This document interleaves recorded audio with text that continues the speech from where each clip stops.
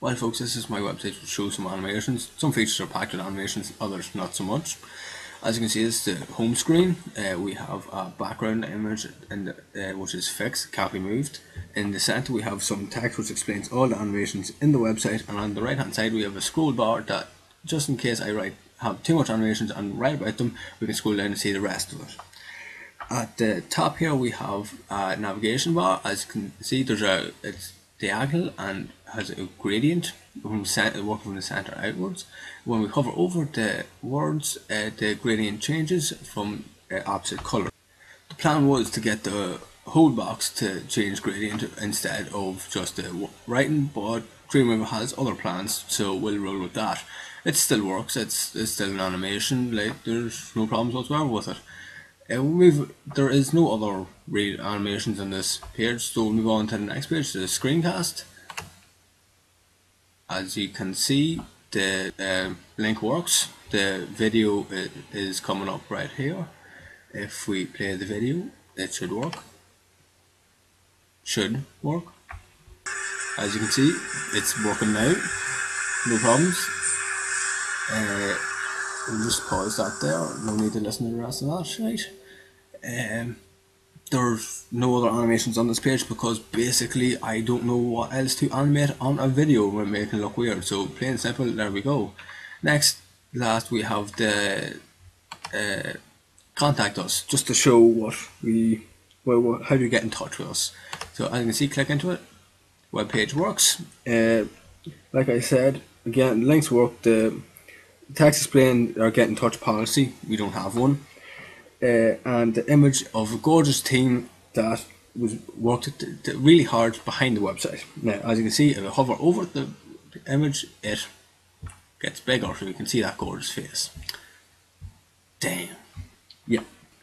So that basically is the tour of the website. Nothing much, but like I do a lot of effort into it, a lot of time into it. I'll just go to the Dreamweaver page now, just to show the code and the tricks behind how the website came to be.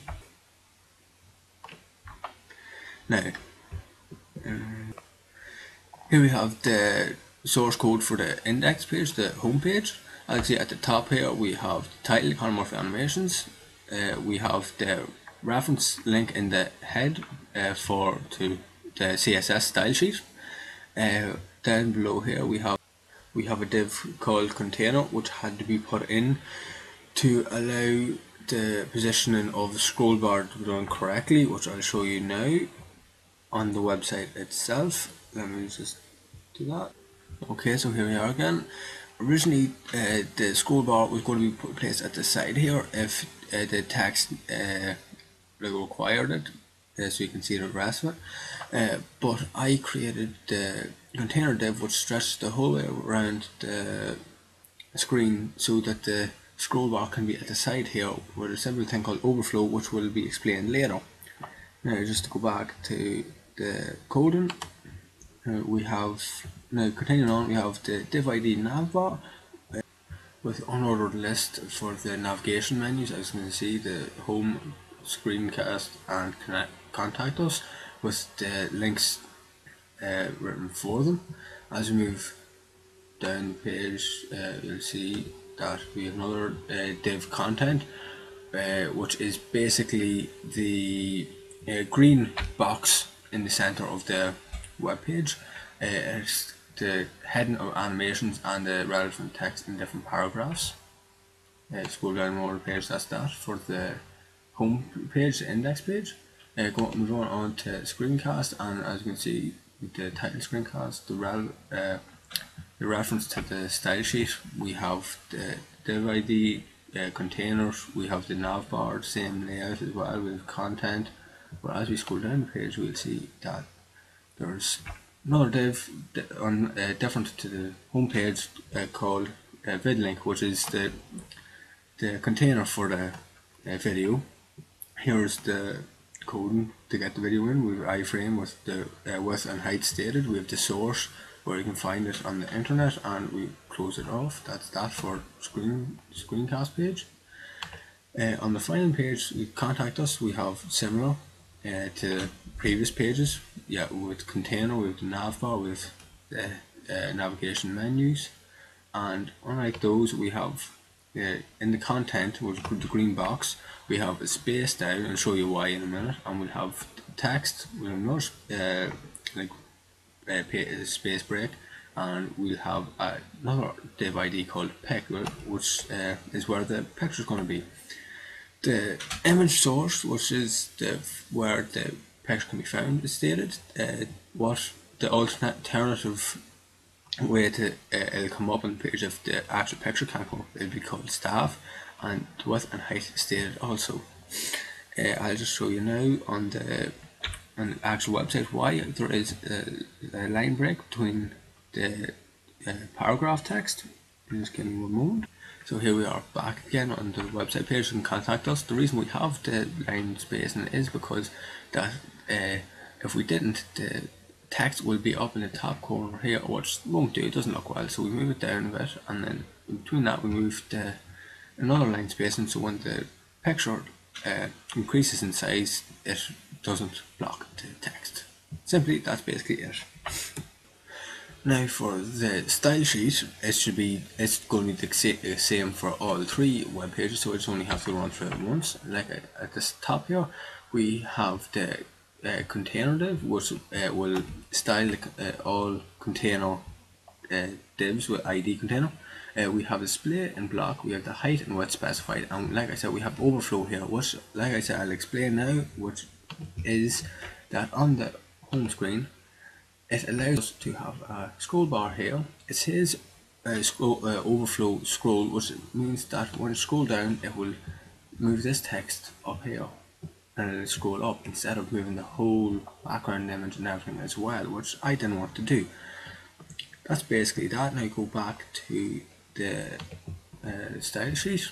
Now we have the body, which contains the background image, and the link for it is here, which can be filed in the folder. The position is fixed, which means that it will not move, like I explained earlier.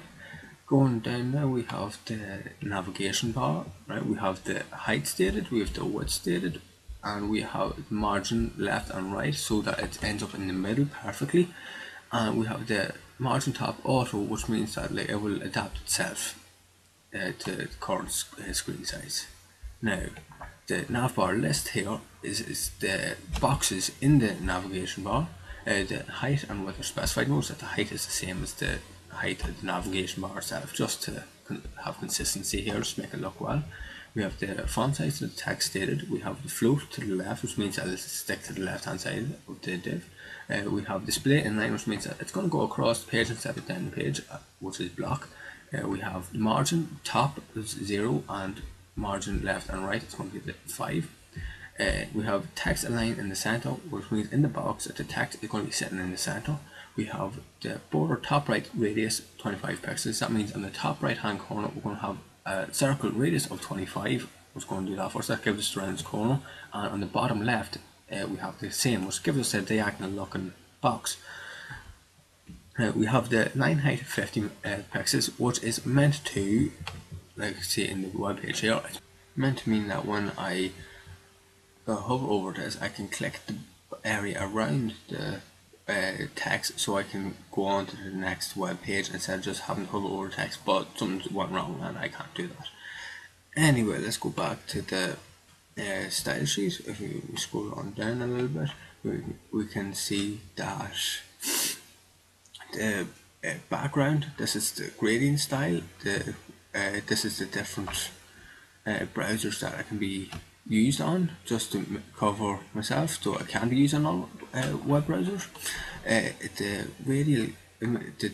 title is radial gradient, which means that it's in the center. It's circular gradient, and these are the center color and the background color of the gradient.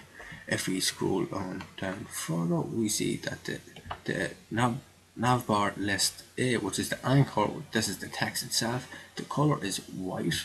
The text decoration is none. That means that there's no bullet points, and the text decoration underline none means that there's no underline for the hyperlink. And next we have the navigation bar list anchor hover, which means when we hover over the navigation boxes, that the height is 50 megapixels. The width of the box is 100 megapixels. This here is to show that, like I said earlier, the navigation box to be pure diagonally rendered. This is the gradient for the boxes, that these will change color as well. As you noticed, in case you didn't notice, the colors have been switched from the top here, that they've just been switched over, so it just looks like the opposite effect. Now if we scroll down further here, we have the content div. It displays in block. We have the margin set as auto, so it sorts the margin out itself. We have the width 50% of the web page, and we have the background color to be this here color as well, which is the green, the green I was on there. Now scroll further down, and we have the vid link div. This is the div for the video in the screencast page. We have the width of the div to be 600 pixels, we have the height to be 275 pixels, we have the margin left and right to be auto, and we have padding left and right to be 60, so it just sits perfectly into the middle of the div. Like, that's the video I mean. Now, the final bit is the pic div. This is for the contact page. We have the height, this is where the photo is going to sit into. We have the height of the div to be 305, we have the width to be 300 pixels, we have the margin left to be 175 pixels, and the margin bottom to be 50 pixels, so it sits perfectly in the middle of the div itself. There's no more to scroll down, so we must be near the end here. When the pic image hover, that means when you hover over the picture and the contact page, it transforms the scale into 1.25. That means that it gets 1.25 times bigger than the original picture itself, and these are for all the web browsers, so the effect is compatible with all the web browsers. That's it, folks.